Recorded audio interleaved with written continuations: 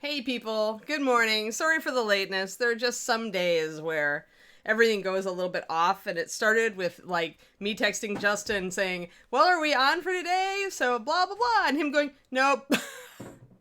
So I'm like, "Oh," and I look at my watch. I'm like, "Okay, well, yeah, I'll let people know." So, and then things in the household were just running just a tad late today. I mean, it was just a little bit, and then everything you run into pushes it just a little bit later. And you have some days, right? Kiri, come on. Can you close the door, sweetie? I think she's like, "Oh, it's cracked open. Maybe I can get out." You're a dingo. Hold on. We are adjusting the air conditioning so the dingo stays in the room. One hopes. And then, yes, hello, good morning. It's another Monday. Yes, it is indeed the last Monday before ReaperCon. Tomorrow is ReaperCon. Isn't that insane, guys? Poor Justin. Yeah, Justin, Justin, I would say that's a fair assessment. He's going to be worn out before ReaperCon even hits. But that's ReaperCon for Reaper employees. It's kind of the way it is.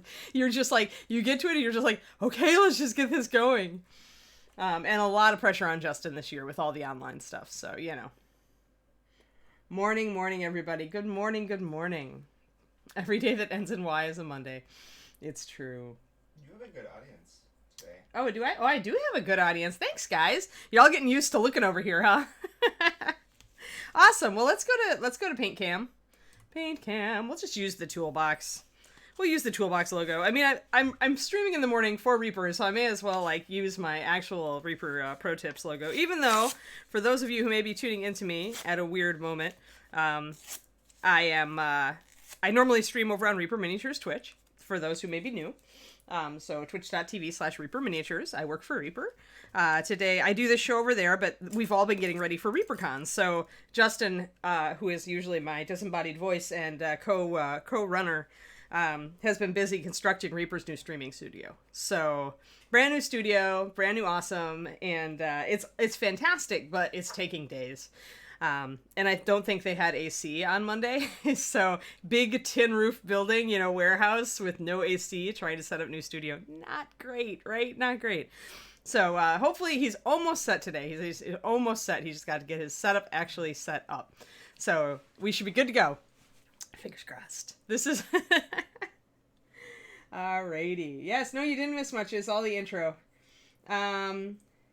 Oh no, Tiamat, what should happen? Okay, so scheduling, right? So obviously ReaperCon runs Thursday through Monday. What happened with our Twitch shows, our normal Twitch shows like Pro Tips, is that Reaper said if there's no instructor that wants to teach during that time slot, the show will go on as normal. So what you should see is me having my normal slot on Friday, and then on Monday, Justin said I might be on as well. So I should be on Reaper Miniatures Twitch, maybe ReaperCon Twitch. Is it the same? I still don't know. I just have this stuff to enter in. But I will be streaming Pro Tips wherever ReaperCon is on those days. At least I think so. I'm certain about Friday. I'm not sure about Monday. And then after that, this show goes back to normal. However, and during that time, I'm not doing my own streaming. But later this afternoon, I am going to be on here again, probably working on the Dark Sword stuff that we did yesterday. Maybe you guys didn't see. I had a few people. So I was working on the face on one of my new Targaryens from Dark Sword. And she's really... Here, let me get her face in focus. She's coming along really well. Let's see here. So we got, her kind of started to set up. But this is a tiny model. If you look at her next to how big Juliana's head is, you see the difference, the scale difference, right? So what we're trying to do is give her a gentler expression, because this is the sister who has a sense of humor. And of course, the face sculpt is really good, because Tom Meyer does do very excellent faces. So essentially, I need to still add highlights. I'll probably be working on her and probably her hair and starting to block in some colors this afternoon.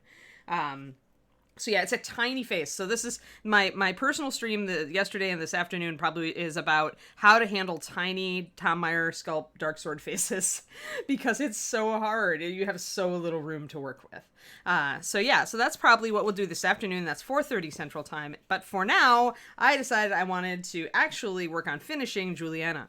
And as you can see, I decided on yellow for the apron. It's a soft, buttery yellow. Let me get her in focus. Actually have her in my hands. And focus in. There we go. And get my hand out of the shot so we can get real color. There we go. There we are. All right. Yeah, tiny eyes, exactly, Polar, right? And so what I'll be doing on that Dark Sword Mini is, I will be trying to do the eyes on her. So this could be an hour of agony. It's the worst hour of painting you'll ever do is tiny Tom Meyer Dark Sword eyes. It's so true. Hey, Zambies, how's it going? Hold on. Let me look in. Did we get a raid and I missed it? Yeah, apparently Art of Mike Disney raided just before you started. Oh, wow. Good time to raid. And then everybody dropped off because I wasn't on. Oops. No, it's bad. All right, cool. Now I have things in my chat. Things. Mathophile, usually when it's a normal-sized eye, I have no problem with it. Normal-sized, meaning your average Reaper figure. I mean, it can still be trouble. There are just some days the eyeballs aren't working for you. Like, I haven't put her eye in, but we can do that today, actually. Why don't we do that now? So, the rule for eyes is if they're fairly large, you do not want to use pure white. Because, and by fairly large, I'm pretty much any average miniatures eye. The only eyes you'd want to use like pure white on are things like this tiny Dark Sword model, where you really need... If you're really going for those eyes to show up, you need the white to make it go, in my experience. So you can use a gray, you can use a brownish gray, which is very close to what we actually have in our eyes. So I used to use linen white, but that even was a little bit bright. So let's see here. You can also use like kind of a creamy color. Polished bone. Do you have it? Hand it over. Do. Hand it over. So this is a great color, and it's really close to what your eye actually is polished bone, which is, here's it, 9060. And this is a very old bottle, you can tell because David's label is very yellow. Yeah, sorry guys, I'm like, here, I have a silly thing in my chat going on here. Why do I have this? Can I get rid of it? I have a flag that went up. Ah! And now I just lost everything. There we go. Ah, sigh. Sometimes, Twitch, sometimes. I have a... David, how do I get this to go away? I accidentally clicked on a name, and it is...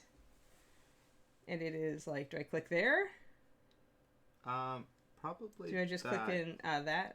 Oh, nope. Nope, Don't do that. Don't do that, yeah. Don't do that. Hold on, guys. I'm trying to get this thing to, like... What's... There we go.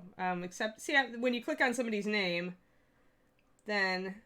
There we go. Whew, I had to click on their name again. All right. It was clogging up my chat. I am a newbie. Hi, everybody. Nubian. Alrighty. There was a button that looked very much like cancel, but instead it was to ban the person. As far as the ReaperCon Live does have pro tips listed on Monday, Dragon Eye. Is that what you mean? That what you say?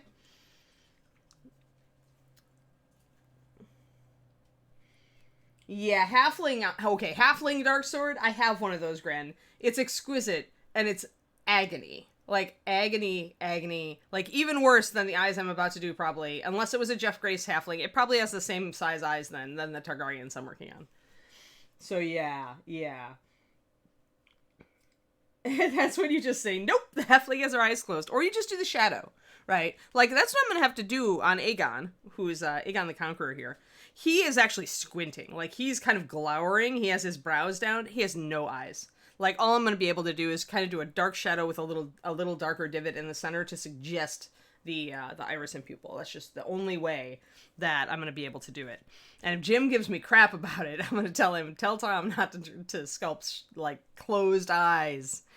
Oh, so annoying.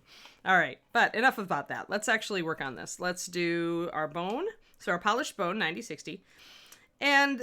the reason you don't use pure white is it's really cartoony. It's not realistic at all. The only time I use pure white or close to pure white for eyes is when I'm doing the absolute tiniest eyes, and so you need that tiny speck of light color to function and to really be there for you. And even then you could argue that it's just easier at that point, or more realistic at that point, not to go for the pure white. But sometimes clients and studio people want that white to show, and so you do it. I'm going to put, I've got about 3 drops of the bone here. I'm going to put at least 1 drop. The key here is that you need your pale color to stay strong. You don't want to thin it. You want to thin it enough that it comes off the brush, but you don't want to thin it so much that you don't have any strength and have to repeat yourself. You want that dot to go in, or that stripe in this case, to go in and to be nice and solid, and maybe you have to repeat it once, but you'd rather would not. All right, so the thickness of this paint, let's see here. Well, it's easier if I just show you on my fingernail, probably. It's about like that. So what I want to be able to do is I want to be able to do little dots. So you can test this when you mix your paint. You want your little dots to be pretty strong, right? You want this paint to go on and cover. And so you can see it's a little bit translucent, and that says that it's fluid enough to come off my brush in these tiny, tiny little dots. You can see the tiny dots. Tiny dot.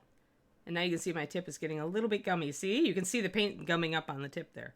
So that means we rinse. I haven't been using my rinse command. David set up a rinse command that I could do every time to count my brush rinses. I think we're just going to have to make a show for that to determine. Ooh, Val with the red wing. Thanks for the brush wing. My new emotes.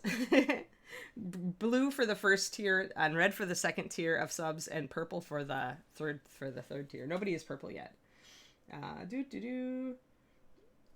Hold on. Stuff. Oh, Derek Shibert. Oh, yeah. Yeah, Derek is supernatural at eyes, but he tends to cheat. Hey there, Saul. What's up? Sorry, I'm just catching up on chat. Catching up. Hey, Coobs.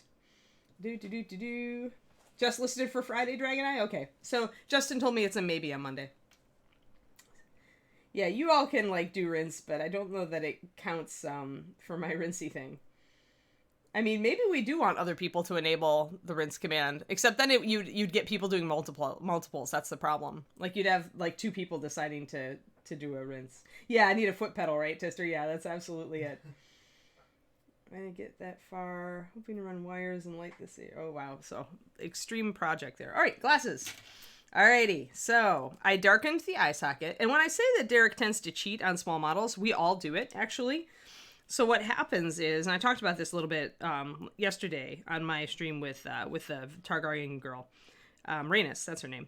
So if you wanted to enlarge this eye, what you can see what I've actually done is I've kind of filled in the eye socket, and I've left, you know, the eyelid and the cheekbone, you know, pretty pristine. And normally what you'd do is you'd go in with your white then, and you'd make a stripe across the surface of the eye that's raised. And this is why you want your paint thinned, but not too thin, and you want very little of it on your brush, because you want to leave this dark outline that's naturally settled around the eye. You want to have at least a little of that, so that you don't get that, you know, your eyeballs are running onto your cheekbones look, right?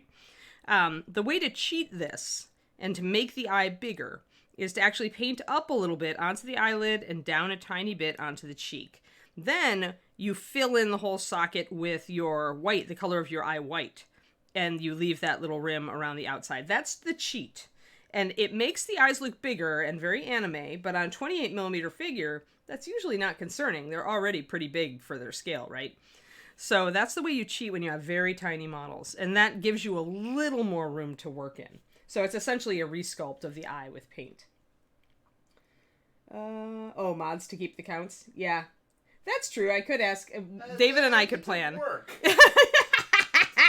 Did you hear that injustice? The scream of injustice from David. I have better things to do than record all of Anne's brush rinses. Yes. He's got the real job, guys. Don't interrupt it, or we lose the apartment. Oh dear.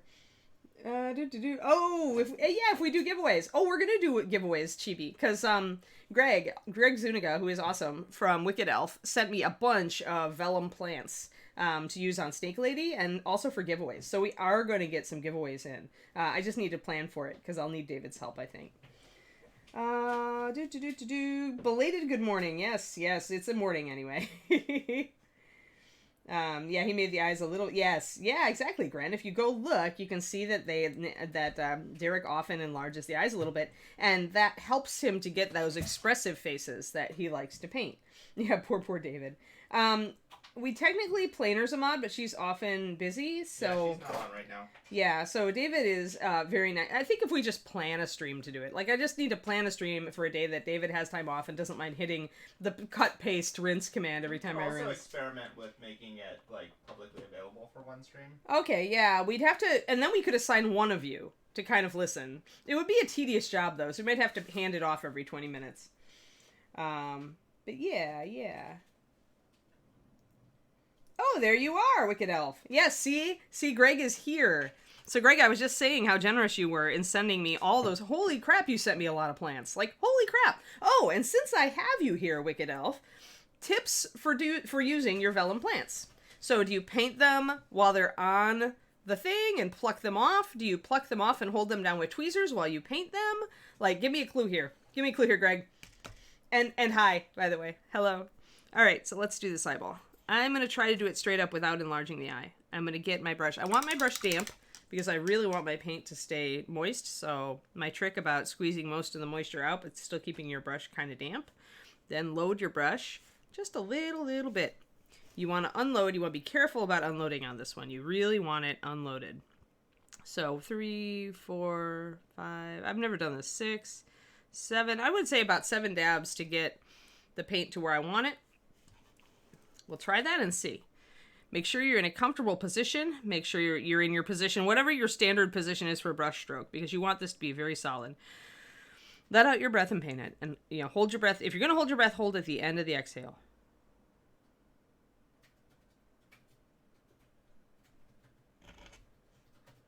Sorry, I was off camera. Gonna do it again. So I did several dabs across the eye. Happy ReaperCon Eve. You do both. Smaller plants you paint with tweezers, larger plants you paint on the paper. And then do you use a knife to cut around on the paper, or can you just kind of gently pluck them off with the tweezers, Wicked Elf?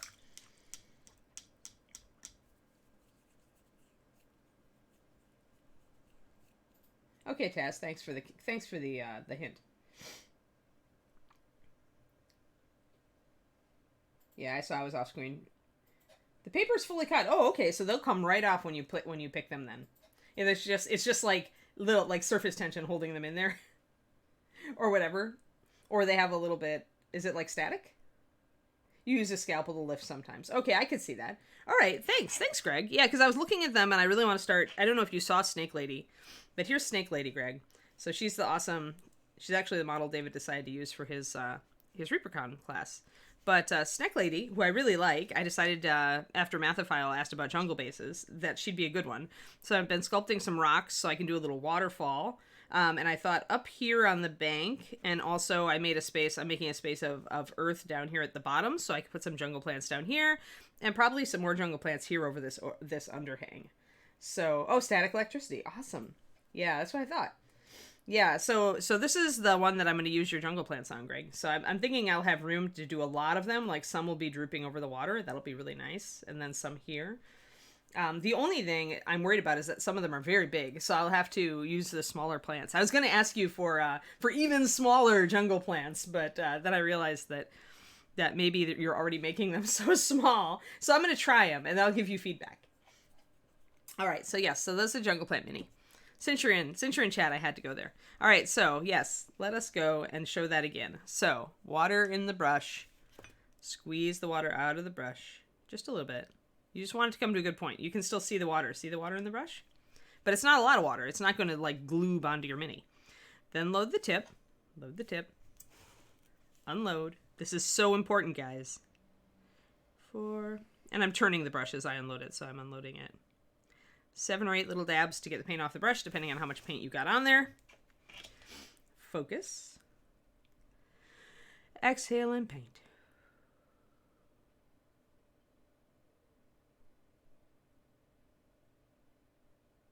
There. And I always paint on the exhale. Like I paint, there we go. Sorry, her clover gets in the way of her eyeball. I should have chosen a model without the arm upraised.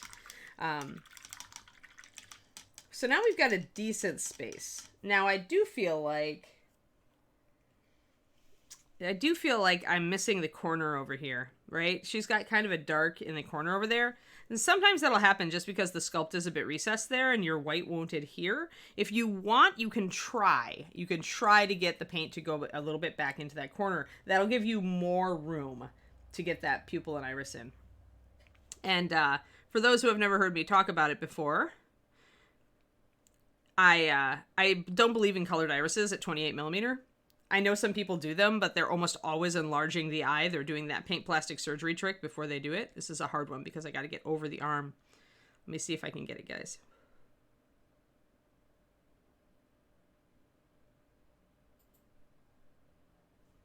No, she's resisting. That's a pretty good eye, though. That's a pretty good shape. It's rounded. I've still got a dark line around it. It's not a terribly dark line. Like, I went really right up to the edges. But as long as you've got a little bit of a suggestion of that dark line around the eye, you're good. Tazzy. Oh, no, you ordered your last prep too late? I'm sorry. Yeah, well, Mathophile, like I said, if you cover the black just a little bit, but you still mostly have... See, I covered it a little bit on the bottom of the eye. I think I lost it a little bit there. But I kept it most of the way around. There's enough of it there to suggest it. All you really need is to suggest that shadow around the eye so the eye isn't, like, bleeding over onto the upper lid or the lower. You need that kind of dark shadow. I'm going to try one more time. I think I need to add just a little water to my paint. If you're trying to get a tiny detail like this and you're finding that your paint's not coming off the brush, add just a tiny bit of water. I'm just going to add like half a brush full. And try this again. Because I want a little bit bigger eye.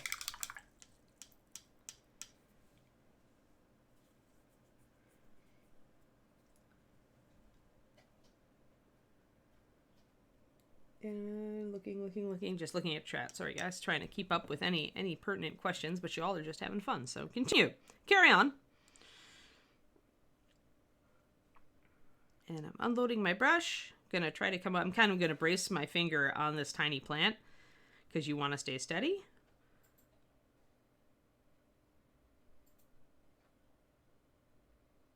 There we go. Got it. Ha-ha. All right, so I did distort the shape of the eye a little bit, but I'm not too worried about it. Still looks pretty good. I've got most of my lid, and I'm going to put that iris in, so we'll see. We'll see if we need to touch up. You are old, Wolfgang? What is the problem? Oh, the shadow. I saw reruns of The Shadow when I was a kid. There's still, like, obscure show reruns of everything out there somewhere. Are other people basing their Snickletty in black? Oh, as far as for David's class? I think, do you have guidelines up on your Artist Alley? I never put it on the class page, but I did put it in the Artist Alley. So you can look at my Artist Alley page for classes. And please, if you have any other questions about the classes, ask in my Artist Alley chat channel. Yes, David is waiting to pounce on you in his chat channel. All right, so now let's talk about colors for the... I could use either. Here you go. The answer is anything with a sharp enough point, Coobs. Anything with a skinny point. So I could use... I am currently using my Giganto brush, which is the Raphael one. Raphael 8408, which means it has that super razor tip. And it is not the size of the brush that matters, guys. It is entirely the shape and length and goodness of the point. Look at this. This is a razor. Look at that. Look at that thing. Look how sharp it comes down to. That's insane. I can do eyeballs with this even on the Tom Meyer figure, and I will, even though it's a massive brush. And then the other brushes that you could use would be like my Da Vinci Maestro Series 10 size 1, my always loyal. You can see it also comes to an absolute razor tip. And then I've even got a triple lot Da Vinci, which I think is also a Series 10. Yeah, Series 10, so the standard round. And that also comes to a needle point. This is why you spend the bucks for Kolinsky brushes, guys. Because no Taklon on earth gives you this tip. No, I'm sorry. They just don't. Not yet. Not yet. They're still working on the technology for synthetic brushes. But you could use any of these depending on your comfort level. The difference they're going to make is how much moisture they can hold, right? There's obviously a big difference in the amount of moisture that these brushes can hold. This one is huge and can hold a lot of moisture, and this one is tiny. This one is going to be a little harder, unless you're fast. This one's going to be a little harder to use prolongedly to do details because your paint is going to tend to get sticky faster. Any of these brushes will work. Anything like these brushes. Yes, it's not the size that matters, Shadow Raven. It's not. Well, sometimes, but never mind. Let's keep this family friendly. Yeah, let's see here. Just reading. But yeah, it's totally Winsor & Newton Series 7 double lot, I would say, Coobs.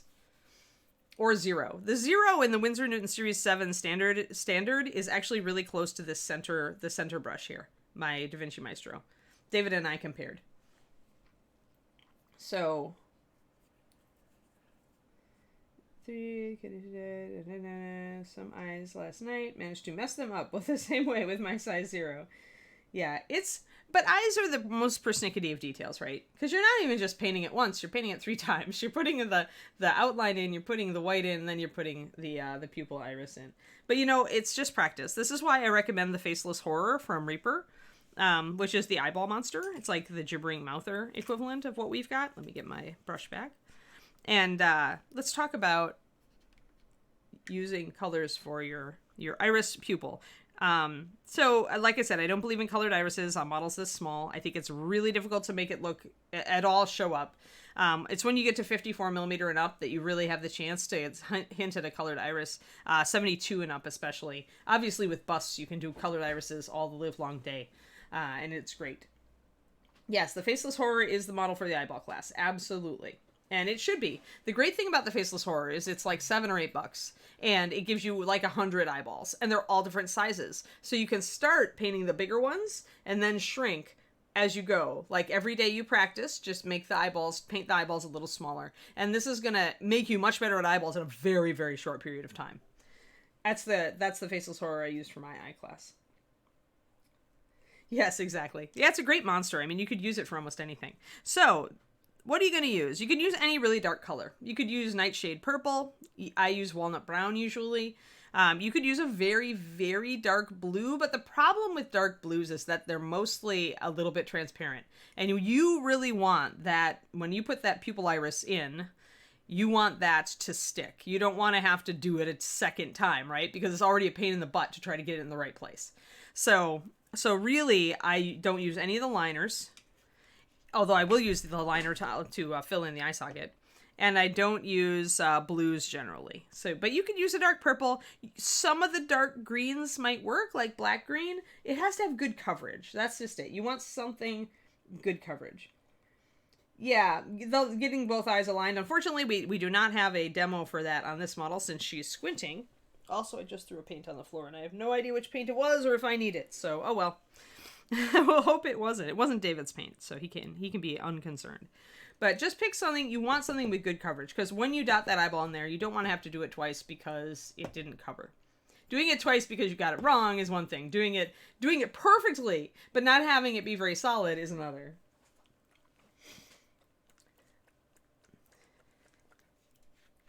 But yeah, a methophile. You can scooch eyes actually, if your eyes are just a little bit off, if one eye, for example, is just a little bit toward the outside, what you can do is take a little bit of your white color and pop it into just the corner. Try to highlight just the corner, and chances are that's going to kind of run over a little bit of your pupil, and it'll make the eye look like it shifts more toward the middle. Depends on how big your iris pupil combo is. So I'm going to get Walnut, because Walnut is wonderful for this because it has such amazing coverage even when it's thinned. And you want it thin to come off your brush in a tiny little dot. Oh, I dropped well, I do need it because it's my water. Come here, little eyedropper. So it turns out... Did you recommend which eye students or people paint first?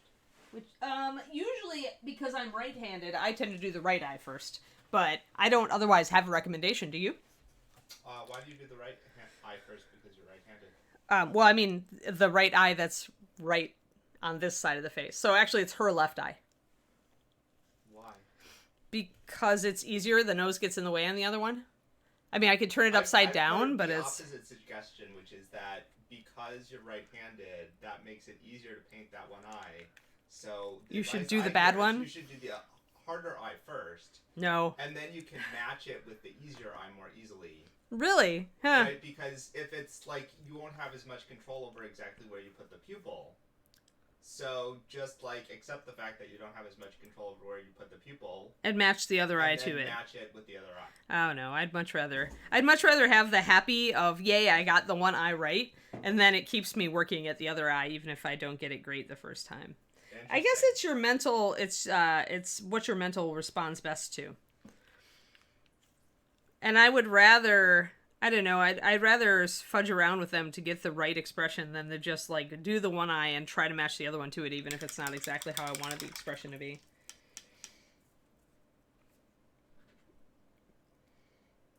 Yeah, in Ara though, crappy Taklon brushes can do a lot. I mean, Jennifer Haley used to paint with Taklon brushes, like, you know, and got pretty good results with them.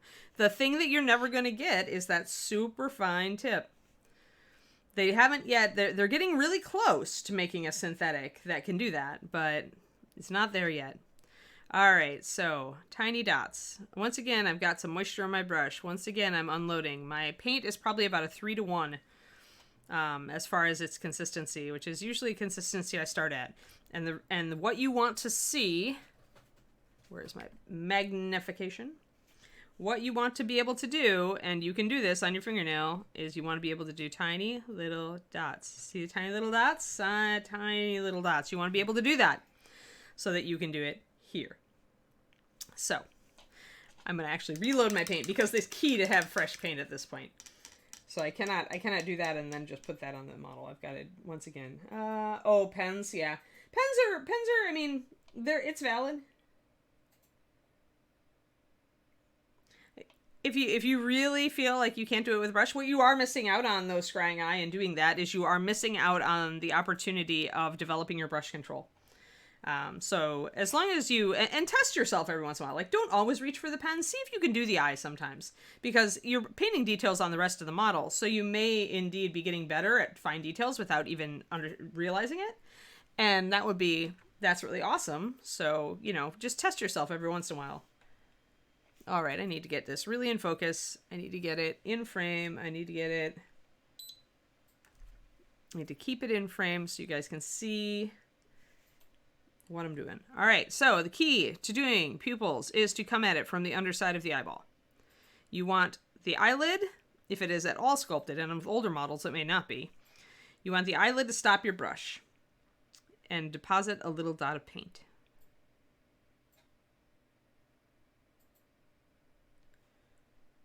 There, like that.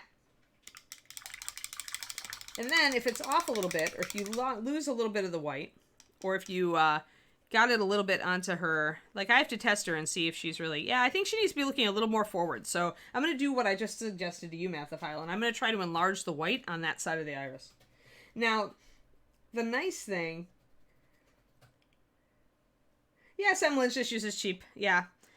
And you know, you can get great results up to a point, but when you're doing, in my opinion, when you're doing micro detail, if you're doing anything that's super, super fine, and given a lot of painters don't, right? That's just kind of what I do. I really love to do micro highlights, micro detailing, anything that's super tiny. If you want to do super tiny, I just find that a really good brush really helps you. Otherwise, it's like you're, you know, trying to run a marathon with like one shoe that's a little bit off. You can do it, but, you know, is it the easiest way to do it? I believe in using, you guys all know that I'm a big one for reducing the frustration level in mini painting, because I think it's a huge barrier to people keeping in the hobby is early frustration. And so I always will make the recommendation that in my mind makes it easier for you, so you're more likely to have success at what you're doing. Let's see here, Jetta. Yeah, some pens don't play nice with varnishes. That is true. Yeah. Well, I think that Jennifer always sealed her, when she was using micron pens, I think she always put a layer of sealer over them, but I don't remember if it was brush on, because they would bleed, and she didn't want them to accidentally bleed. Let's see here. Some people do decals, yeah. I just, you know, I like the brushwork. The archival pigments. Oh, okay. Archival pigments should be fine. Those are some darn nice pens then. All right, cool. So let us go for this. So what I just said to Mathophile, her eye is a little off when I line it up with this. It's a little bit looking a little bit toward that part. So what we'll do is we're gonna again wet our brush. We're gonna squeeze the water out. Not use a paper towel because we want a fair amount of moisture still in there. Dip our brush up. Load it up with our white, or in this case our off-white, our polished bone.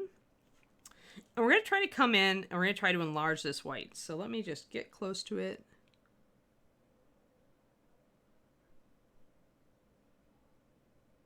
Oh, a little bit on the cheek. Take some water. Scrub that off. Just gotta be quick with your reset button. And honestly, if you get a little bit of white on the cheek, it's not a big deal anyway. You can just cover it over with your skin color. But I chose to scrub it off because it's like reflex for me right now. All right, I'm going to let that dry a bit. Didn't quite do it. So I'm going to think about coming at it like this way. I came at it from the underside, but I might have to come at it the sideways way. I just don't want to wipe out that pupil because it's pretty good. So, yeah, bless you, David. Gesundheit, they say. Done cooking lunch. Good, Zemo. Hey, Mocha, thanks for the raid. We're doing an eyeball. We're trying to correct the eyeball that we made a little bit off center. So hi, everybody. Welcome.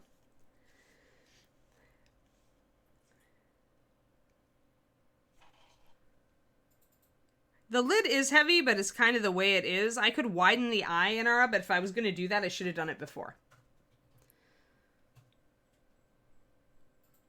I think she doesn't look as sleepy when you're looking at her from this direction. She looks more squinty. So I'm not probably going to alter the eye at this point. Unless I would have to totally paint over. If I really screw up my iris, then I will redo the eye. And then I could take the opportunity to make this side of the face a little more like that. I might give her mouth a little bit more of a quirk on this side. But as far as looking at her expression on this side, I'm pretty happy with it. Yes, yes.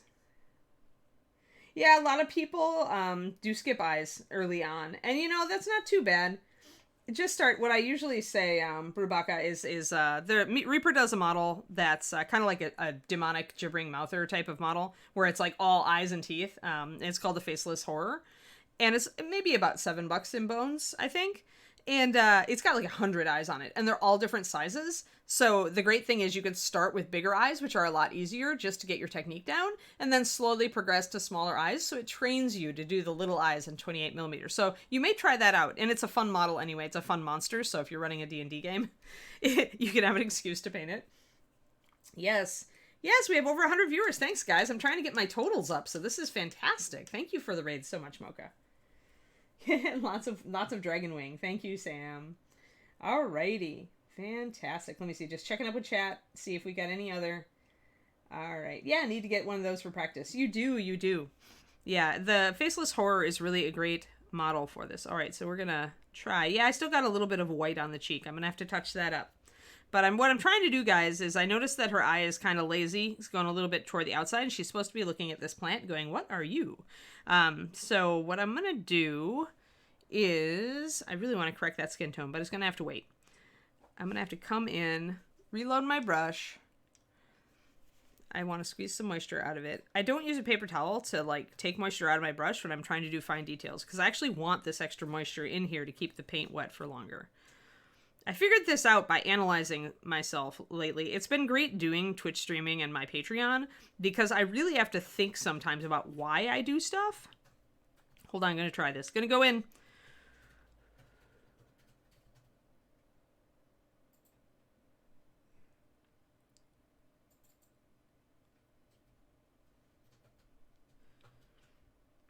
That's better, but I've mucked up my line, so I'm going to have to fix it. And this is the story with eyes, right, guys? You're never going to get it perfect all the time. Let me grab my, where is it? Leather and tan skin. I'm going to fix the skin under her eye real quick, and then I'm going to fix the line around the eye. Although, from this angle... Let me get real close. Let me get real close and in focus. Let's see how close our camera can focus. You can see all of my brush strokes. Hold on. All right, now let's get back. All right, so now she looks like she's looking at the plant anyway. Great. Actually, that's pretty good. I want to fix the cheek, and then I might have to fix the line around the eye.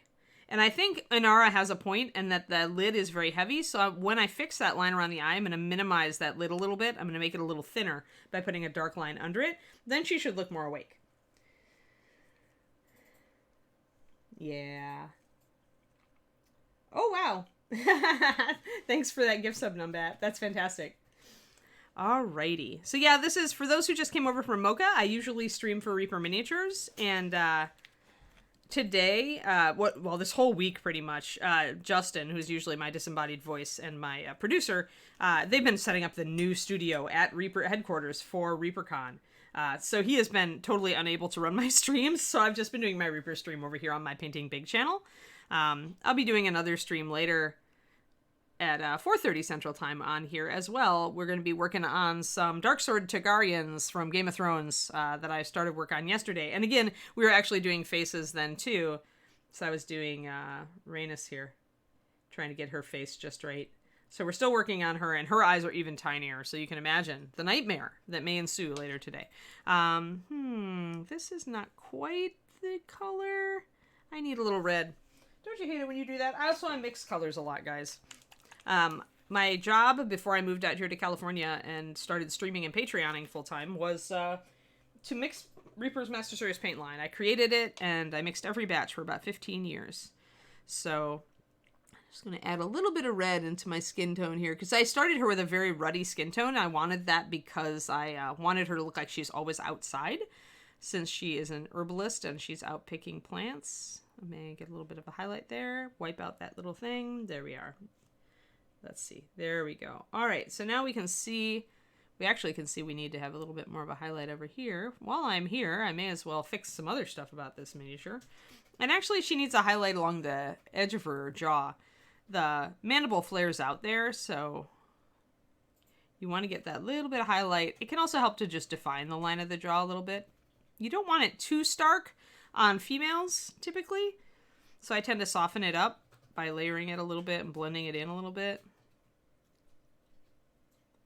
So it's not quite a line, not quite as harsh. So it ends up looking like that. Real soft, real soft. Half a dozen bottles of mead. You better not drink that all in one go, Nomad. Alrighty. But yes, it's ReaperCon tomorrow, everybody. I hope you're all planning on attending. I'm going to grab my walnut. I'm going to try to correct that eyelid now. She is a little bit sleepy, and Ara's right. So let's since we have to fix that line anyway, let us try to fix that line and minimize a little bit of that eye. Well, I got the line in. Yeah, there we go. She looks a little more alert now. And she's definitely looking at the plant, and that's good. And the eye is crisp, and that's good. So the question is, can we do a spot highlight inside that iris? If we can, we should. Pants are not required. Digital convention weekend and pants are not required. This is true. We didn't really need to, didn't really need to publicize that part of it, but yes. Oh, wow. Thanks, Sagebrushes. Thanks for continuing that gift sub. That's fantastic. All right, so let's make sure we're in focus. And yeah, let's try the spot highlight. I'm probably going to regret this and screw up the entire eye. This is what happens when you try doing a spot highlight at 28 millimeter. You can be in dire trouble. And I may want to enlarge the pupil a little, but I don't know if I do. I don't know. This is fraught with peril, guys. I'm going to try it, but I might muck it. Sometimes I don't do the spot highlight. When you can pull it off, it adds so much life to the eye, but it's so difficult to pull off at 28. So difficult. You really have to have a nice solid iris pupil in there before you consider doing that. Are my alerts off today? I think Twitch has been twitching lately, guys. Like yesterday afternoon, my alerts were on, but now I'm not getting Zombie George. And Boat Times, thank you for the follow. I just saw it flip up on my OBS dashboard, so at least I noticed. Alrighty, so I'm going to use white. I'm going to go with 1 drop of water. It's about 1:1. Might be more like 2:1. Pure white from Reaper. This is our most highly pigmented white, so it's going to give us a nice strong highlight even when I thin it down. I'm going to test it kind of on my thumb like I've been testing my other dots to see. I need it to be really quite solid. This is the fine balance. When you need a tiny dot of white for like that eyeball, you need to have the paint just thick enough that you don't have to repeat it. Yeah, Zombie George, yeah, it did pop up on my afternoon stream yesterday, so I didn't miss out all the subs and stuff. Maybe Zombie George is just unreliable. Maybe he needs like a vacation or something. Or maybe he's taking a vacation and he forgot to tell me. Zombie George only comes out at night. Yeah, Zombie George also missed my morning stream yesterday. And then, then Zombie George, maybe he slept in. I mean, we're all jealous, right? We all wish we could sleep in. Everybody needs a break, even Zombie George. So, yeah, if you subbed and I missed you, I'm very sorry. I do try to thank every person who subs and follows, but it's hard when you don't have your trusty zombie to tell you that they subbed or followed, because I'm trying to also paint a mini. So I'm going to load up a bit of my brush here. I'm going to dab a lot of that paint off so it comes to a perfect point. Like so. And then I'm going to try to do this spot highlight. I'm probably going to curse myself after, so give me a second of silence.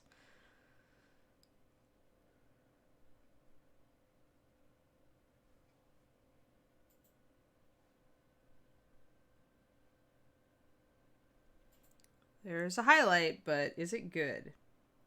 I need to resculpt the eyeball. I need to do the eyelid a little bit above it. All right, so this is what I was talking about earlier, guys, where you have to artificially enlarge the eye to get it to carry. So I've got a spot highlight, but I lost part of my eyelid, my upper line, my dark line there, in getting it. So what I can do now is if I've got really fine brush control, which thankfully I do, I can redraw that line above the eye to encapsulate that highlight, and everything will be wonderful. That's what I'm going to tell myself, okay? We're going to try to do this. This is just not for the faint of heart, no matter what we do. Hold on.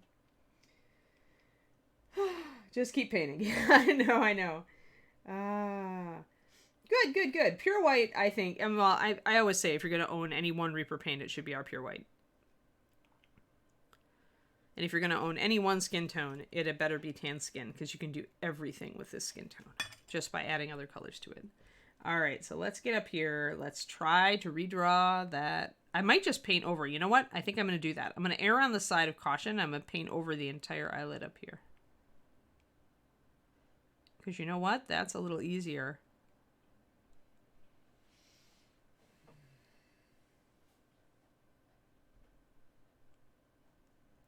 Now it's all mucky. Mucky! But we'll get there. Hold on. Let me take a look at her really close. All right. Sometimes it's hard to paint this precisely on camera, but you guys can see now how I'm mucking it up. All right. But don't worry. It won't stay mucked up forever. I'm trying to just put that dark line in without losing a lot. And it's very difficult. I've got way extended cartoony eye right now, and I've lost all my eyelids, so it looks weird, but don't worry.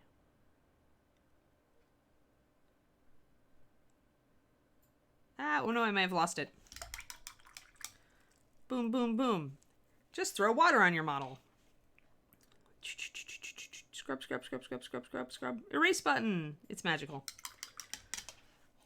Slurp water off of model. Yeah, I definitely screwed up the top there, so we're going to have to, like, see what we got after we take all the water off and come back at it. I like to screw up on camera because it shows you guys I'm not infallible. Even though I've been painting for 30 years and done more eyeballs than I can count. I used to get paid to do eyeballs.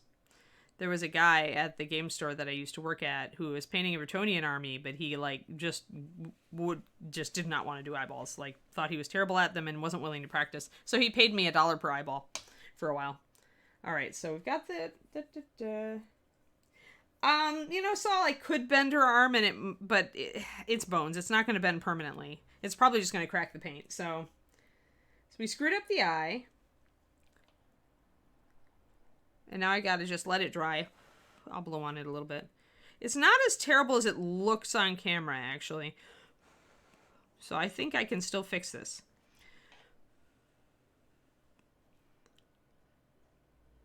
I'm just pulling more water off. Yeah, at this point, though, I may need to repaint it.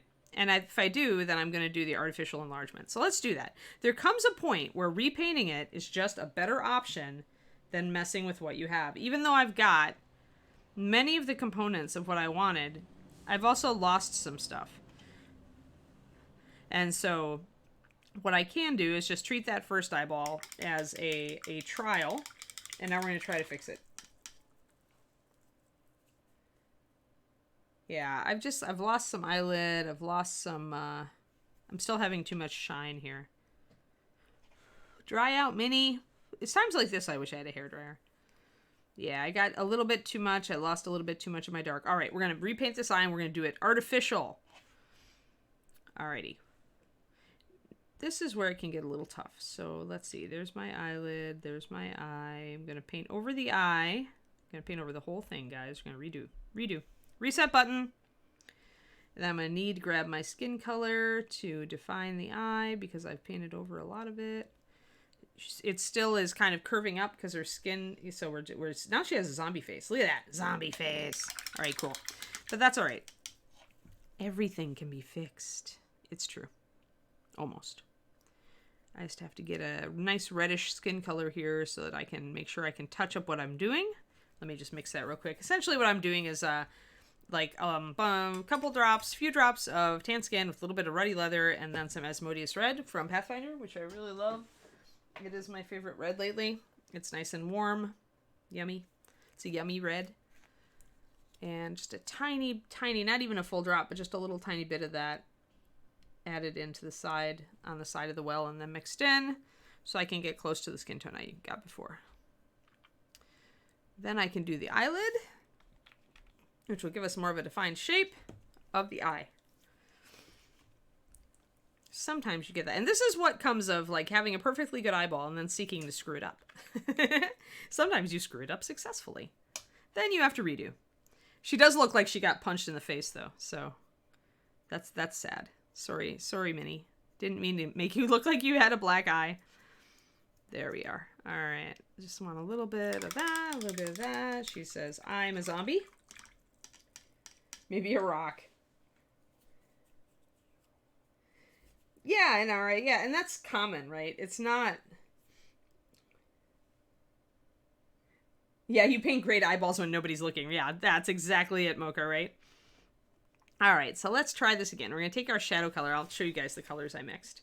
So this one is tan skin with a little bit of ruddy leather, which is a really reddish brown.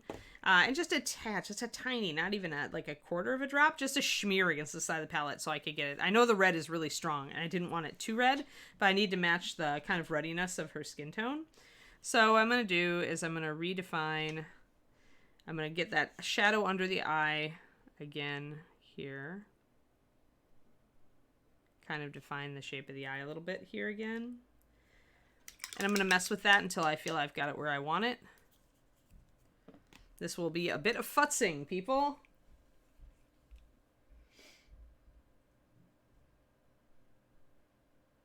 Oh, Kickstarter, yes. There are many, many good sculptors out there doing miniatures for Kickstarters. It is true.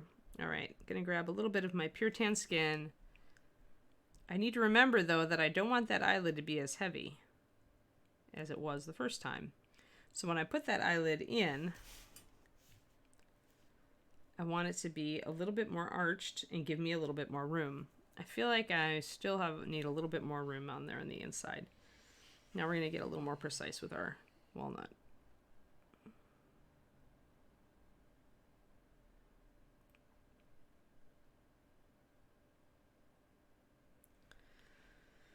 So what I'm doing essentially, guys, is I'm resculpting the shape of this eye socket with dark paint. So I'm actually going over the eyelid a little bit, and I'm going over the cheek a little bit. And then I'm going to use paint to sharpen up those delineations and create the illusion that everything is kosher. And fix the nose while I'm here.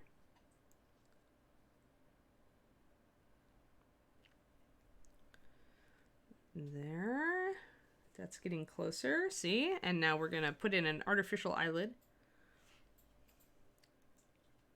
Actually, it's the top part of the actual eyelid. Just trying to control it a little bit better. Keep it on the upper part. That's getting there. Still have a really dark shadow on the interior there. I need to wipe that out a little bit. Right by the nose.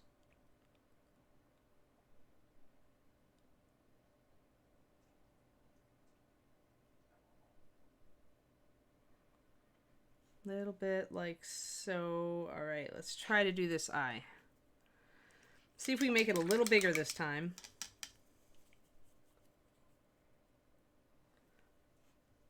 And remember, we're using a bone color, polished bone, instead of pure white for the eye, because we want it to look more natural. Still going to look plenty light against this dark color.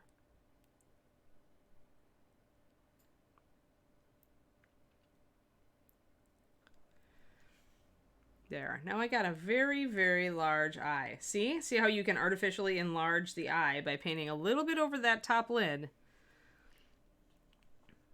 And I'm going to actually put another coat on there because I have the room.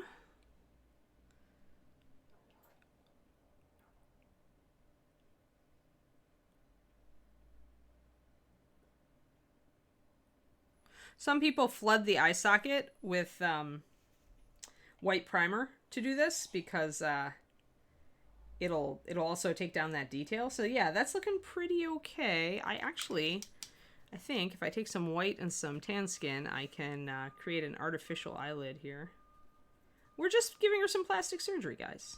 Paint plastic surgery. Juliana, you know, she's had some accidents with hedgehogs out here in the wilderness. They follow her. She has no idea why they're stalking her. Oh, thanks for the gift sub, Rubigon. Awesome.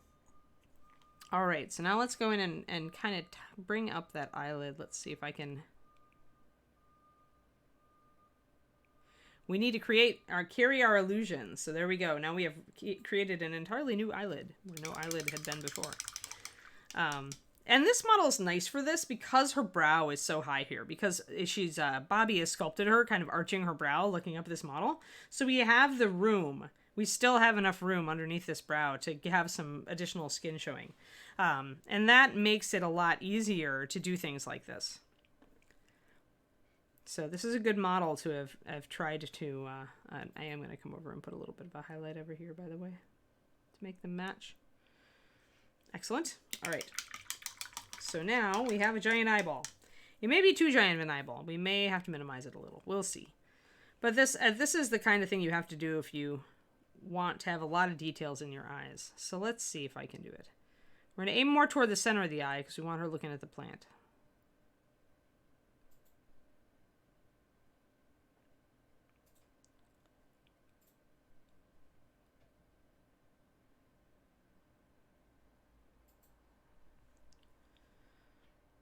All right, so we got a giant eyeball. We lost a little bit of the white on the inside, but we can fix that. But we have the look from here. So she's now looking up at the plant. We at least have nailed that. We probably need to bring our eyelid a little bit more toward the middle and arch it down a little bit to make that inner part look right. So let's grab some highlight. This is all like mini sculpting, mini eye sculpting.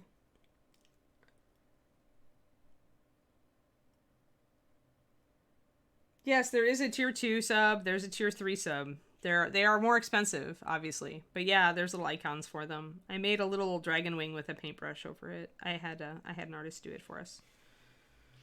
Alrighty, so we were going to do a little dragon face, but it looked like it wouldn't show very well at that tiny scale. I'm going to try to get this eyelid reshaped here. There we go. So let's see here. All right, that's a little better. I feel like I've got a little bit too much black up here, so I need to reshape that. This is all futzing. Like, the difference between an okay paint job and an amazing paint job is the amount of futzing that you are willing to do. Do not, however, ever futz so much that you want to throw the mini against the wall. That got a little bit too far. There. That's getting there. That's getting there. I got a little water in there, so now I need to wait for it to dry. I want to pinpoint highlight the interior here to get the eye, bring this white back on the interior.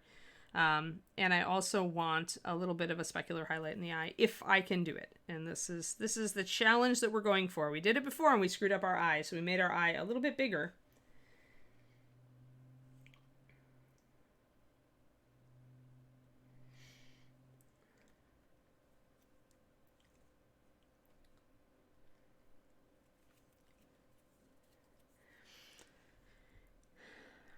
Yeah, makeup techniques help. Actually, the makeup class at ReaperCon last year that Glenn taught, he used a lot of makeup resources.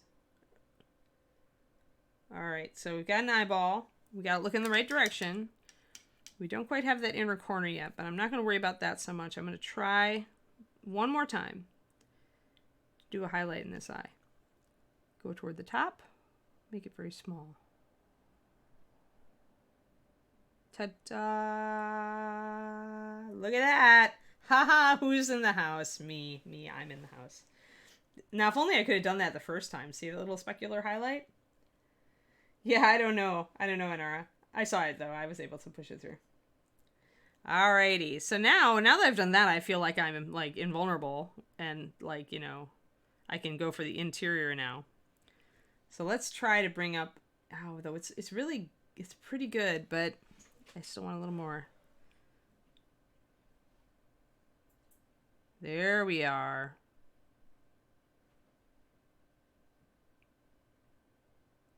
So what I did is I wanted my whites to be a little lighter.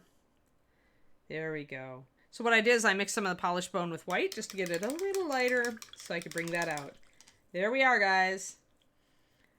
Yeah, I like that. And the bigger eyes make her look more anime. She still looks a little wonky from this position. But I do need to probably highlight that cheekbone a little bit. Her face is a little weird just because it's so screwed up. Like, when I look at it straight on, it's not bad. But her cheek, the problem is that when you turn her this way, the curve of her cheek isn't so obvious, and the eye protrudes a bit, so it makes it harder. But she looks good from there.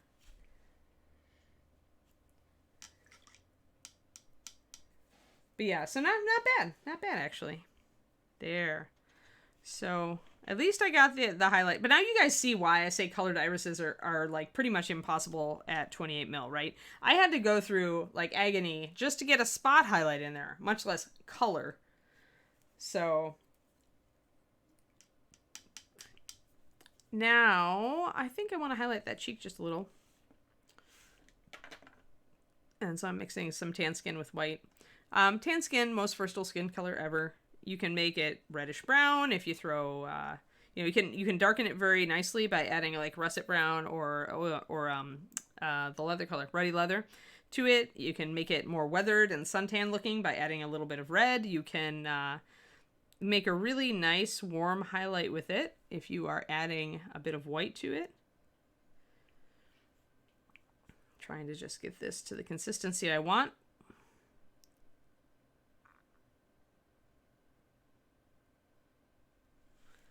A little bit of light on there.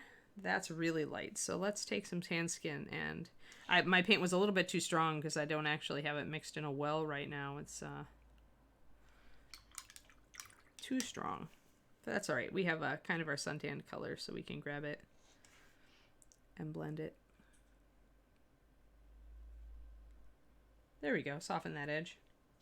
I wanted that highlight. There we go. And I think I want her mouth is actually tilting up a little bit on this side, so I think I want to grab that. It was hard to paint it from the front, but I think I can reach it from the side. Grab this, grab that.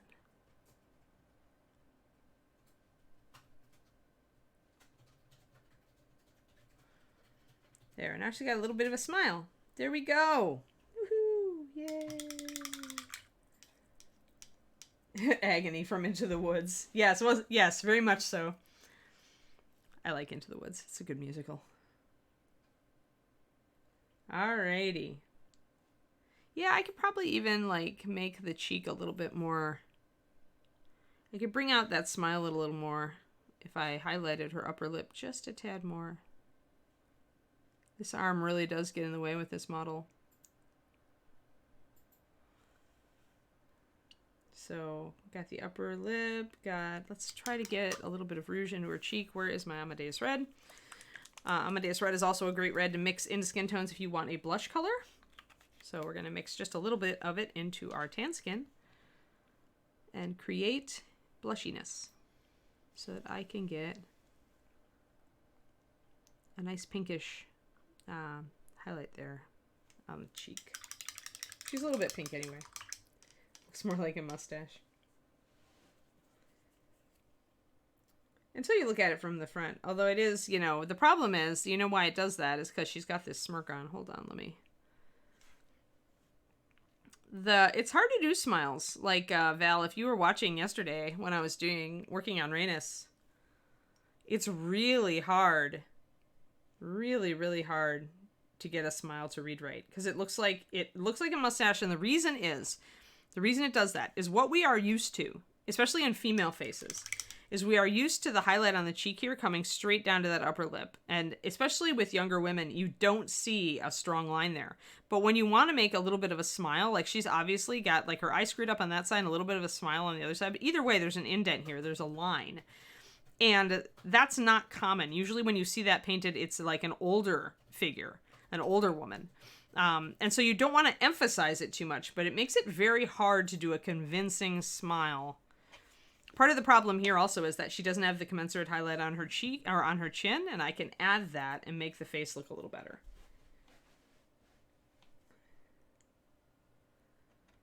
So let me highlight, I'm going to build an actual highlight here, color. I'm going to build a well of it. I'm using it enough, I need to actually mix it. I do a little bit of just making little spot mixes on the upper parts of my well palette, but that only goes so far when you're trying to do skin tones, because as you add white, you must thin a lot. And when you're trying to mix that on a little upper part of your palette, it's not so good. All right, let me grab a little bit of that. It's about, I want to say about 2-to-1 tan skin to white. I'm going to come at it from here to lighten the chin. And now you see it looks like less of a mustache, right? Because it's now you've got the commensurate highlight. Now I'm going to try to come. This is definitely a figure that's going to test your angle of painting, though, because this arm gets in the way. I'm going to bring up that jawline a little. See, now we're really not. Now that we've got more points to look at with that light color, it's not going to look like a mustache as much. I'm going to grab in. I'm going to highlight the chin here. I'm going to come at it a little bit on the from the front side. Now we're coming up. So I've got a little bit of you can see my brush strokes very clearly on here. You can tell I'm using paint that's a little too thick. But that's okay, because we can glaze. Glazing is your friend. Mostly what we want is first to get these highlights right, and then to blend. Blending after the fact, it's a thing. Oh, too much. You can see whenever I screw up, I'm quick to add water. And when your paint is already cured on all the rest of the model, this is not going to hurt you. I am a little shiny now, though. Now we have to wait for her to dry so we can see how well things are taking. You see the shine of the water on her face. I'm just going to kind of slurp it off with my brush.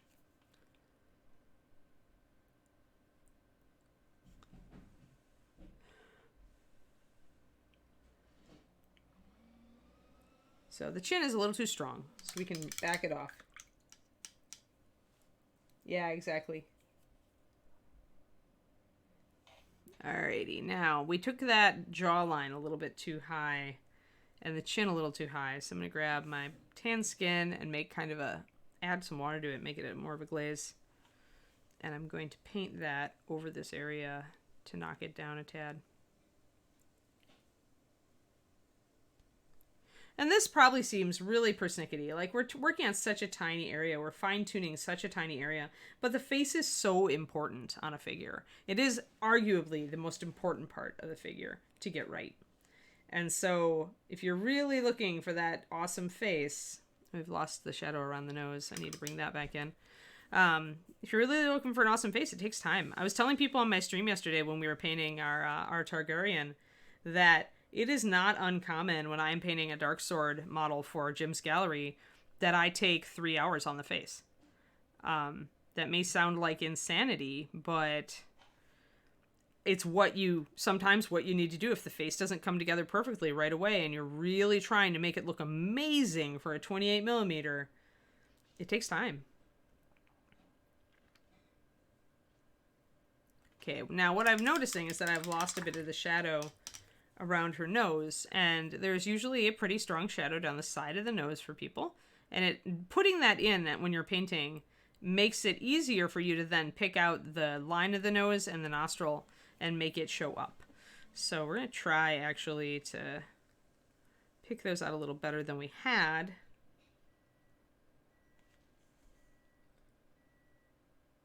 Right, exactly, Val. So here we go. Part of that is a lack of, part of it is that the sculpt is a little shallow, and that does tend to happen to bones models sometimes. So I'm bringing out the highlight on the bridge of the nose first, right? Got to get that strong highlight on the bridge of the nose. It should match your highlight on the forehead, so I'll come in and add a little bit more of a highlight on the forehead in a bit. And then you're going to go in and you're going to catch that little nostril.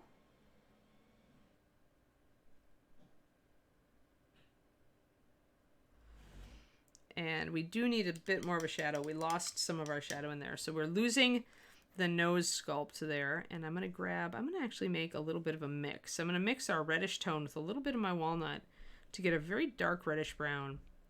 Because this nose is so tiny, I think we need a fairly dark color to resculpt that little bit. All right, there we go. And I'm always doing a line. Guys, I'm always testing on my palette to make sure that what I can do with this, right? To see, can I do a really fine shadow? And then I'm going to come in and try to resculpt the nose a little. Because I think we lost a little bit of our shadow here, there, and there. So now we have reshaped the nose a little bit. She still has a little bit too much nostril going on, but we can fix that. A little bit of shading, a little bit more on the upper lip. You spend 3 hours on faces all the time. Yes. All right, so I'm going to get this upper lip again because I got a little bit too much shadow. Bring this down a little bit. That's a little bit too much again. So it's just back and forth. And this is why I'm using so little paint. It just goes back and forth. You adjust gently. You're never using too much.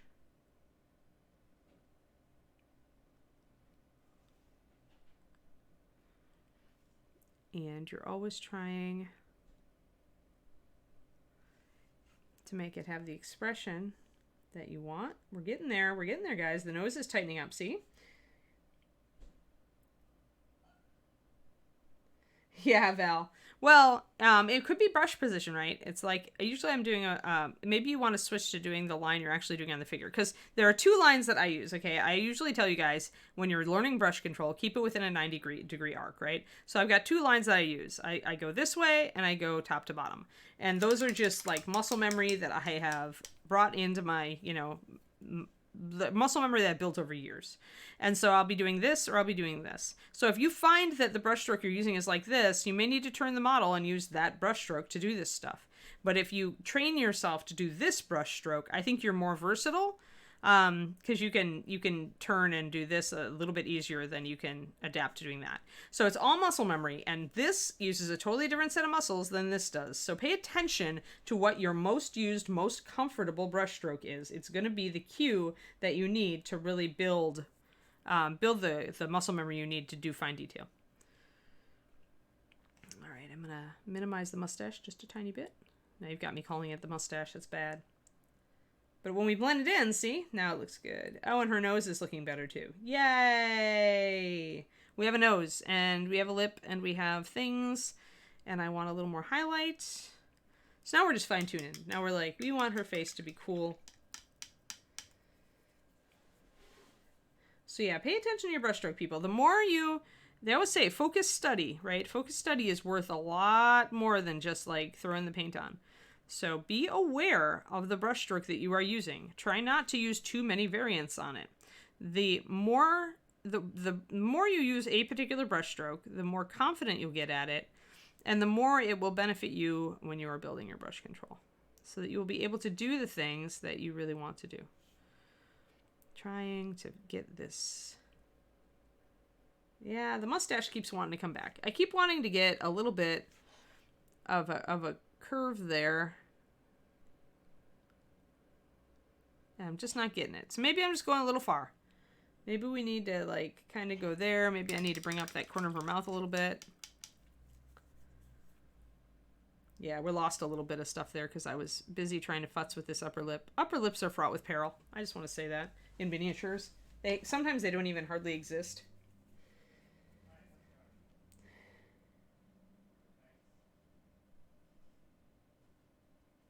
Right, Image. So you want to concentrate on that brushstroke then and refining it and practicing it and making sure.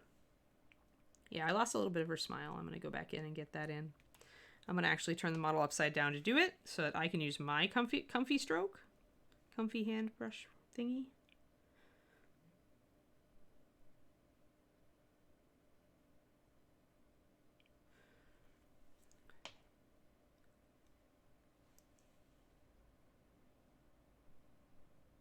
Now she's more skeptical. I didn't quite bring a lot of the smileys back in. But she's close. She has a little bit of an odd face anyway, since it's so screwed up, since it's so tilted. Tilted. She's tilted! Oh no. She's not even playing video games and she's tilted. Alright, so this side still looks really pretty. I'm good with this. I think I want to correct that eyeball, upper lid a little bit. There we are. Make the light really hit it. Weird. Yeah, I mean, everybody's different. She is questioning the herb. What are you doing here? Maybe it's a weed. I wonder how tempted Bobby was to make it a leaf of, like, marijuana. It could be, I suppose. Oh, wait. Doesn't cannabis... I don't even know how many leaf fronds. It looks like a clover of some sort, but who knows? It could be a suspect herb. I'm just trying to blend in her forehead. I want to do an extra highlight up here. The light on the model's face is important to draw attention to it. And the places that are most highlit are going to be the forehead, the nose, the tops of the cheekbones, the upper lip, and the chin. And then you've got that secondary soft highlight on the jawline, typically.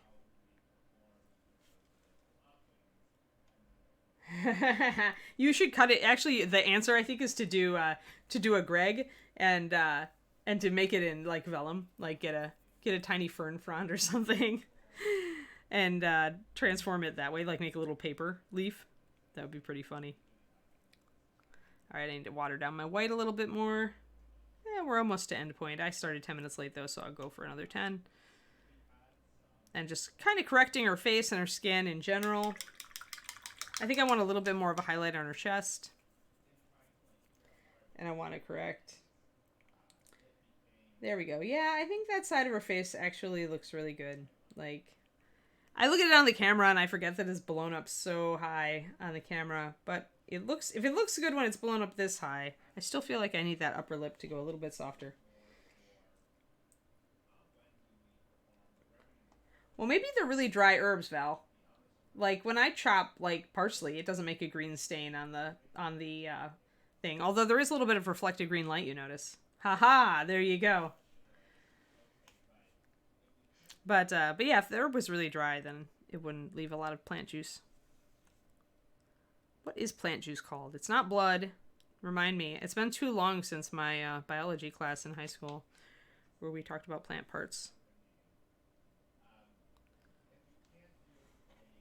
Sap is for trees.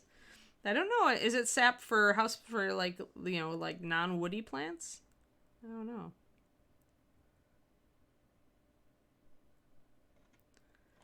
Let's see. I softened that line and connected it a little bit. I'm going to soften it again. I'm pretty much just using a thin layer of just tan skin to drop down that highlight a little bit on the upper lip. And I just want a little bit more. Plant juice is what I call it. I like plant blood. Chlorophyll is the green. It's the stuff that makes plants green. Yeah. Yeah, it's chlorophyll that enables them to turn sunlight into energy. I know a little bit. I know just enough about plants to be dangerous because I did bonsai for a while, and then before I moved, all my bonsais died. So now I'm out here trying to help David not murder his houseplants. And, you know, seriously, I'm sure that when I moved in, they're all like, oh, we've heard of her. Other plants have told us about her.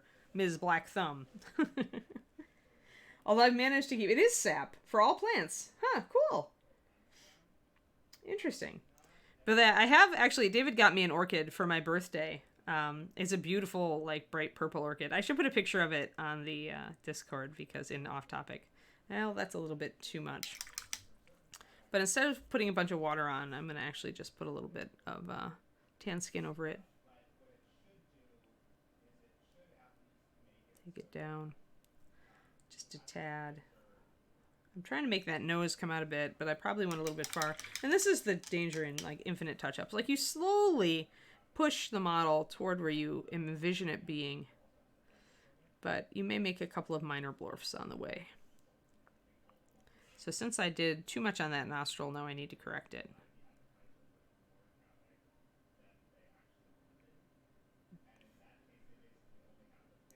That's still a little bit big.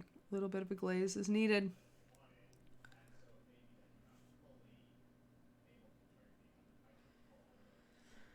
There we go. Knocked it back. There we are. Much better. Much better. Okay, I just want a little bit of a smile on that side. Oh, chlorophyll is chemically similar to hemoglobin. Yeah, it makes sense. We are actually related to trees. We do have tree DNA. We do share DNA with trees and plants. Cool. Neat. Neat. Plant facts. Oh, but yeah, anyway, my orchids. So he got it for me for my birthday, which is in June, and it's still alive. I've kept it alive, and orchids are supposed to be hard to keep alive. So I feel like either it's tricking me or maybe I've gotten a little better at plants. Hey, Trash, how's it going? We're almost done with the stream today. I'm finishing up Juliana's face. We've done a lot of touch-up, and we've given her eyeballs, or an eyeball anyway, since she doesn't have more than one. She's a Cyclops. Blame Bobby, he sculpted her. And we're just like fine-tuning, like slowly, one bit at a time to give her that great face. Dumb luck for your office plant, yeah. Well, my orchid is an indoor orchid, so we've put it in indirect light near our window, and it stays around 75 degrees in here most times, and it's out of drafts, so it doesn't drop temperature because of drafts. And I water it very, very little because I read that they can tolerate dry a lot better than they can tolerate overwatering. So I water it only once a week and very little at that. So I've been taking good care of it. I'm just surprised. It's like been blooming for it's almost like 3 months now. I guess more because it probably started blooming at the flower shop. Oh, yeah. That's nice trouble. Yeah, they're really... Apparently, you do need to, cut them back and repot to keep them happy. I'm a little bit trepidatious about that. I used to repot my bonsais, and I managed to do it without killing them for the most part. So I added a little higher highlight there on top of the forehead, guys. But I'm kind of nervous about repotting my orchid because it's so purple, and I love it so much. I don't want it to die. But, yeah... I'm tempted to get another bonsai because this is the climate for Japanese maples. Like in Texas, I lost them. I lost them left and right. But out here, they're growing all over the place. So I'm like, I could finally have a Japanese maple bonsai tree and probably keep it alive in this climate. Wow, you have the opposite dragon eye. Wow, that's impressive. I still want a little bit more of a mouth on her on this side. The problem with Bones figures and why I've been working a little bit on metal models lately for you guys is that they can lose just a little bit on the face. Like you can see the nose kind of recede a little sometimes. I'm going to go at this on the other side.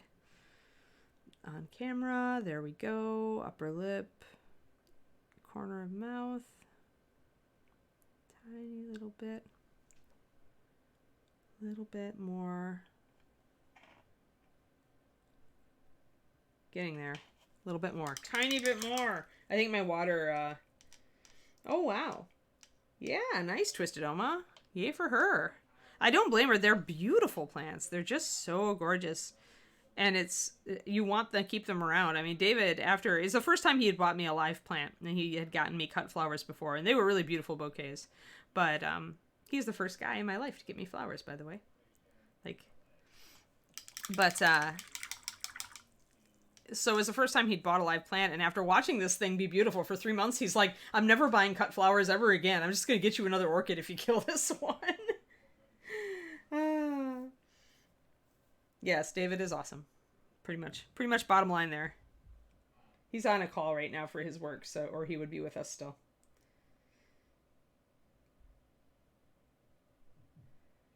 Yes. Yeah, David is awesome. I sing his praises regularly when he's not around. Well, sometimes when he is around. Alrighty, let's see here. Alright, I just want a little bit more. I thinned my paint a bit because I wasn't getting the line of that mouth I wanted. I want a little bit. I want a little bit of a smile. That's a little bit, and I'm going to soften that. That's a little bit too much there. Grab our shadow color. Get some water in it. Soften that line.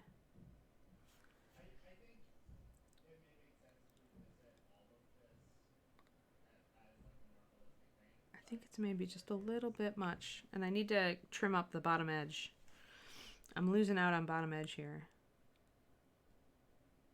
You can use the bottom edge if you paint a highlight, which you normally have like little muscles there at the corners of your mouth. So sometimes you can use the bottom edge of the mouth to sculpt the line.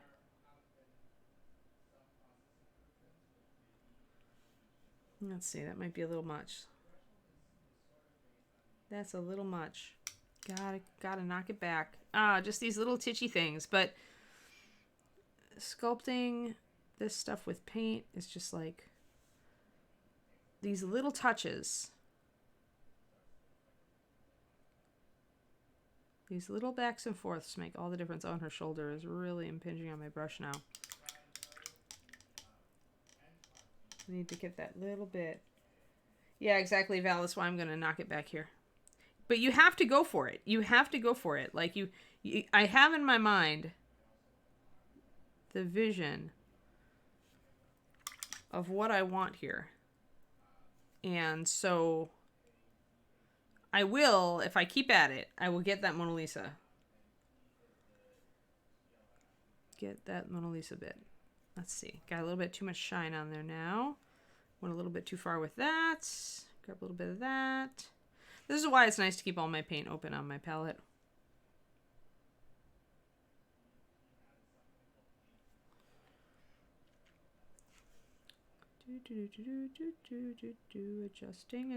Adjusting.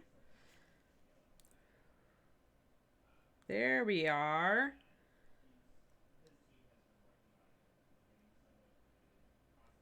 There we are. Just got a little bit of light there at the top of the lip. I need to knock it back, but I think I might have it. I just want that little hint of a smile. It's so hard to get on tiny figures. I'm going to make sure I've got that thin enough. There we go.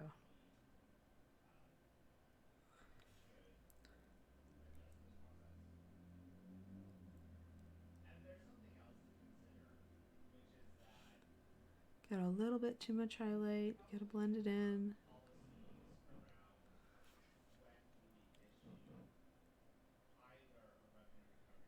There. Yeah, exactly, Trash. That's right. But you just keep going. You just keep twitching it. And I've got a little bit too much highlight on that upper edge of the mouth, but I'm going to be real careful because I've got the expression I want. And I don't want to lose too much. Yeah, no, I got these scars right. Alright, now I'm going to take a little bit of my tanned skin, thin it down just a tad, and be real careful with it. I just want to knock down that one highlight, that one kind of poppy highlight on the upper edge of her mouth. Just a little bit down. Let that dry. I don't mind a little bit of quirk at the edge of the mouth. Yeah, that might be as close as we're going to get. Looking at her face in person. I feel like I need a little bit more of a line at the outer edge there. I think she needs a little bit more.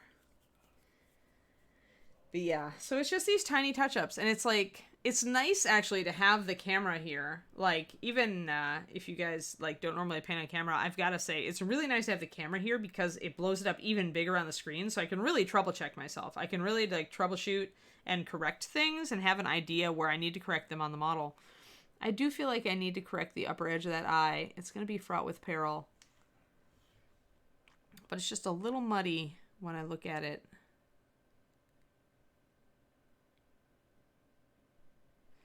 Make it a little sharper. There you go. There you go. That's a little bit. That's a little bit better. Sweet. Excellent. I think we have done it. I think we've got the face we want. I'm pretty happy with this. Like, I still feel like I need to tackle the upper lip a little bit. It's a little muddy.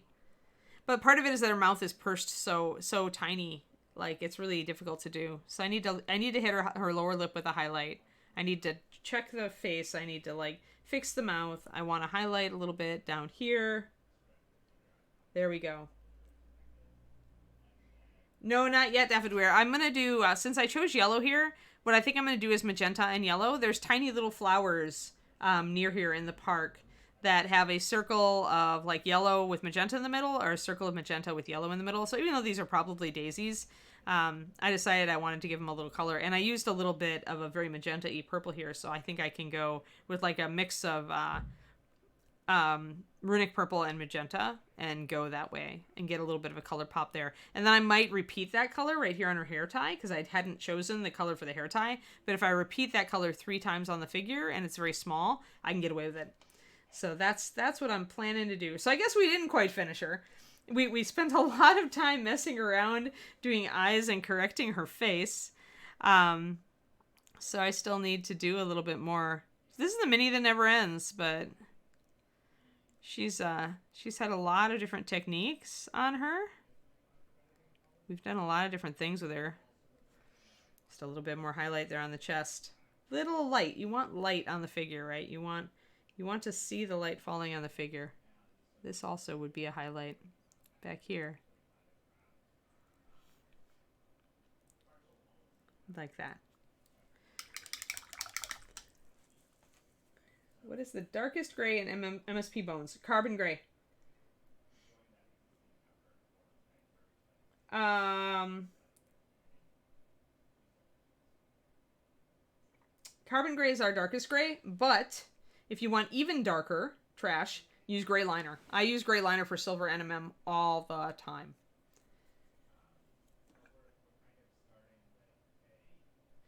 Yeah, it's paint plastic surgery. For sure, sometimes. Yeah, I like her. She's coming right along. I do need to fix that mouth. But that is for a different stream. So there you go, guys. I hope you all had a super amount of time. I'm so happy that we kept over 75 viewers. That's my personal goal for my streams, is to, like, get and keep 75 or more. So thank you, everybody, for stopping in. I know some of you probably came in with the various raids, Mocha and Michael and whoever. There were a couple back there that raided me, and I'm really thankful. Thanks. I'm trying to grow my stream over here since I normally stream with Reaper. But Painting Big is my stream. And I'll be back at 4 p.m. Central. So in about 3.5 hours? Yeah, more 3 hours and 10 minutes. Yeah, I do need to raid. Thank you, Val, for the raid. I need to raid somebody. Okay, who are we gonna go to, guys? Who's awesome and online? Yes, I will be back, so come back this afternoon. We'll work on the Targaryens a bit more. Alright, so there we go. I'm gonna keep her in focus while we look for somebody to raid. Who are we raiding? Give me a raid, peeps. Who's cool? Who deserves a raid? Which of your friends or your favorite other streamers deserves a raid? In traditional art, or in miniatures art, or... Oh, Brush for Hire. I don't think I've ever raided them.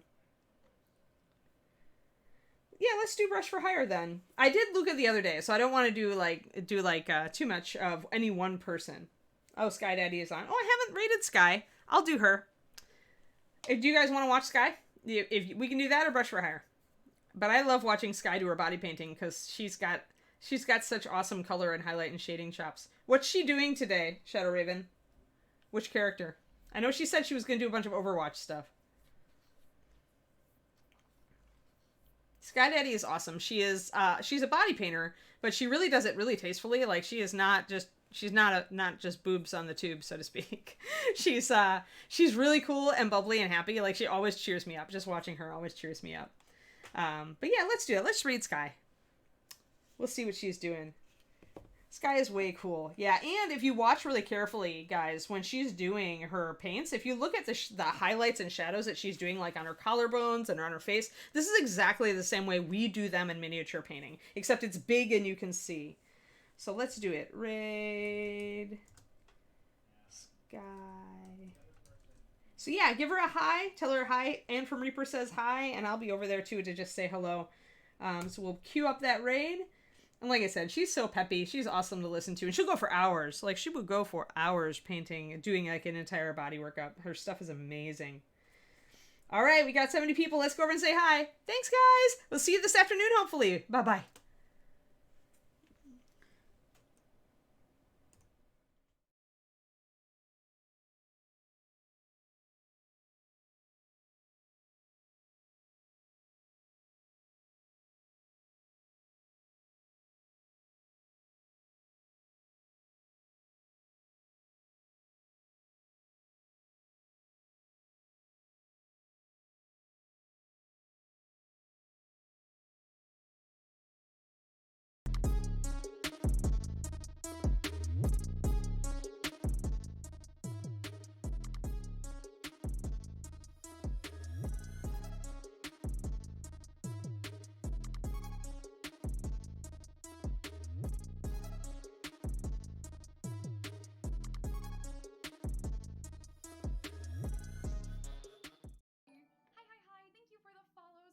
family. Thank you for that giant raid.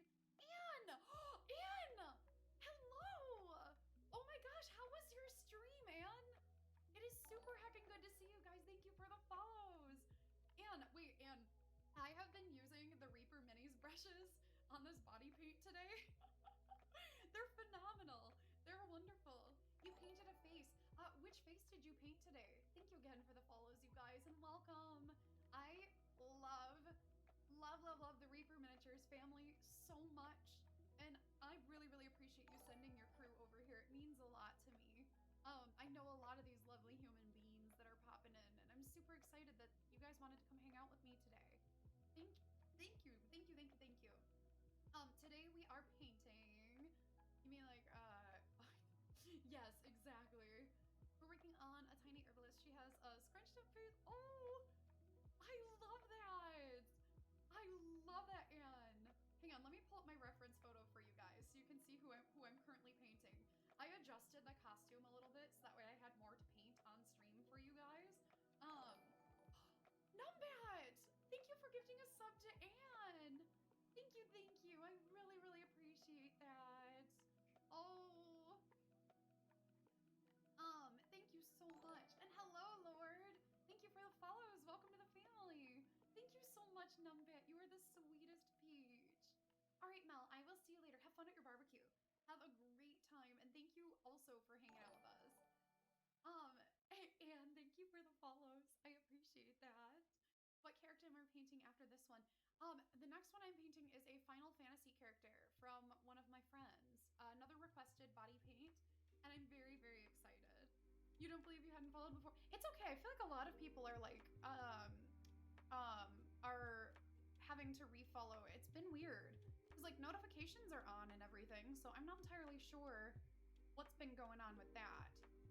You know, oh weird. Let's see, but it's only 30 minutes. Oh, lurk mode. Thank you, Wheel, for the lurks. Thank you. Twitch has been twitchy. Twitch has been twitching. It has been twitching. You are correct. Things have just been a little whack lately.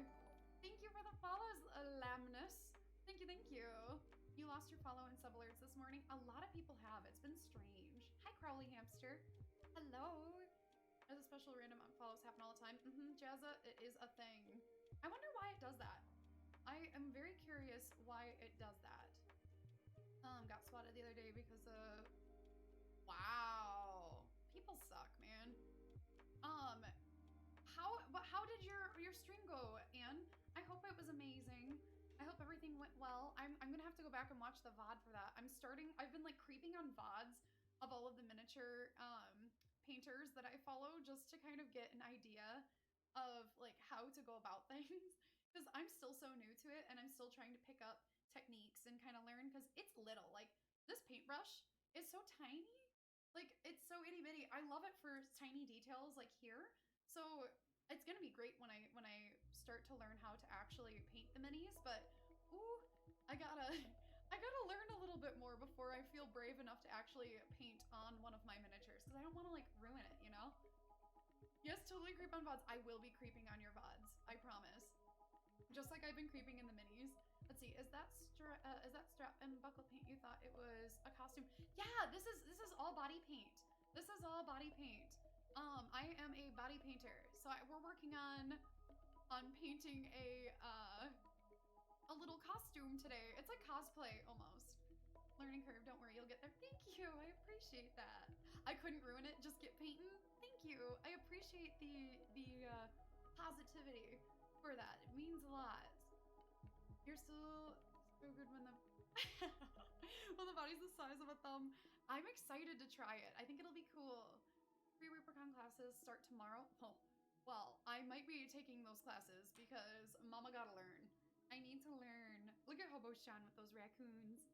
Those little raccoons. I need to learn. Let's see.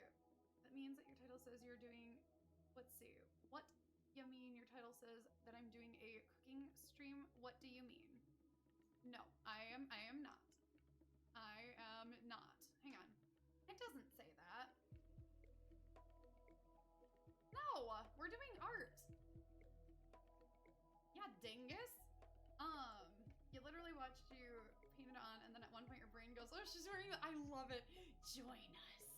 I'm gonna do that. Yeah, I mean, I went and checked it. It's fine. Guys, listen. I emotionally can't handle trolls at the moment, so like, don't. Thanks.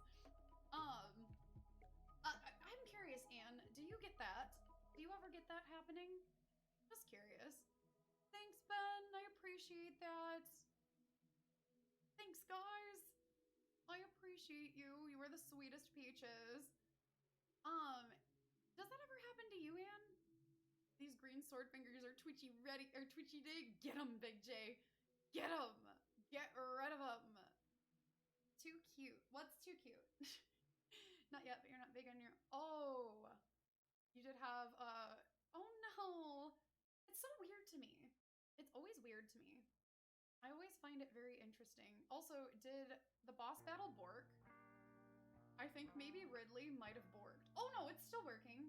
Okay, I was like, Ridley, what are you doing? He's over there just floating around doing his own thing. Someone started a crap and got booted. Most of you, yeah, you just kind of ignore them. Some of them you can't ignore. We had our first very large hate raid today, so that was interesting.